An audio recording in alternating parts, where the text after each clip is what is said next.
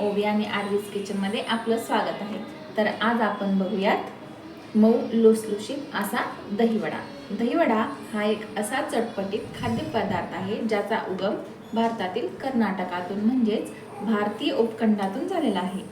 तसेच तो संपूर्ण दक्षिण आशियामध्येही लोकप्रिय आहे। याला उत्तर भारतामध्ये दहीभल्ला असं सुद्धा म्हणतात। तर चला मग त्यासाठी काय काय साहित्य लागते ते आपण पाहूया।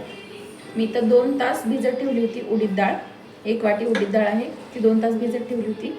नंतर तिखट चटणी करण्यासाठी कोथिंबीर, 2 मिरच्या, थोडंसं मीठ, 4-5 लसूण पाकळ्या आणि पुदिन्याची पानं।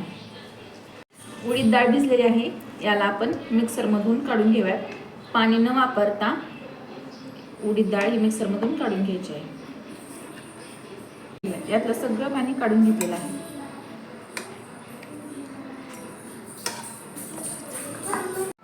उडदाची डाळ मिक्सरमधून बारीक काढून घेतलेली आहे। आपण आता चटणी काढून घेऊया तिखट पुदिन्याची।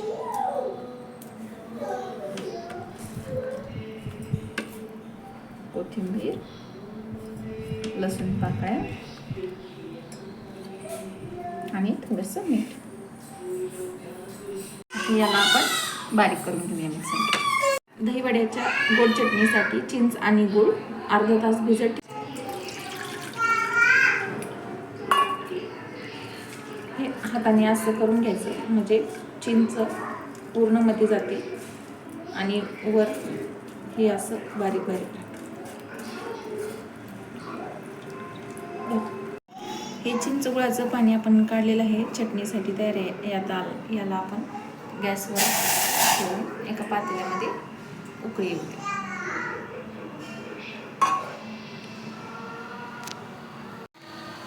याला उकळी आली आहे, यात थोडंसं मीठ टाकून गॅस बंद करूया। उडीद डाळ आपण काढून घेतलेली आहे, याला 5 मिनिट असं फेटून घ्यायचं, म्हणजे यातील एअर बबल्स निघून जातात।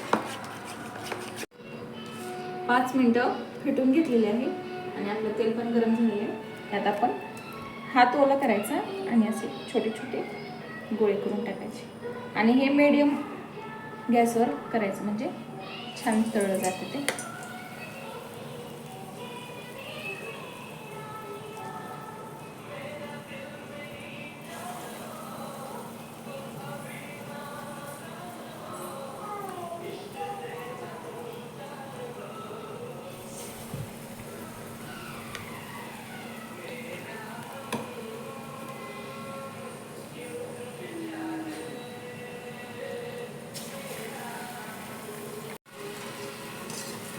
अशा प्रकारे छोटे छोटे बाउल्स तळत आहेत। त्याला सोनेरी रंग येईपर्यंत तळून घ्यायचे। अशा प्रकारे वडे तळत आलेले आहेत। याला आपण टिश्यू पेपरमध्ये काढून घेऊया।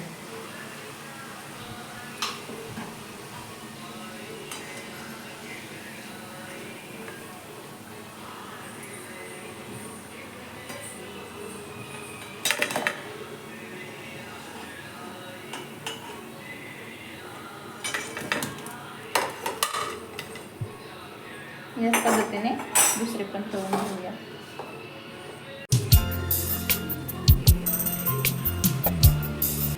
अशा प्रकारे आपले दहीवडे तळून तयार आहेत। याला आपण ह्या पाण्यामध्ये साखर आणि मीठ टाकलेले आहे। ह्या पाण्यामध्ये हे दहीवडे अर्धा तास भिजवून ठेवायचे आहेत। अशा पद्धतीने अर्ध्या तासानंतर ह्या दहीवड्यातील सगळे पाणी असं काढून घ्यायचं।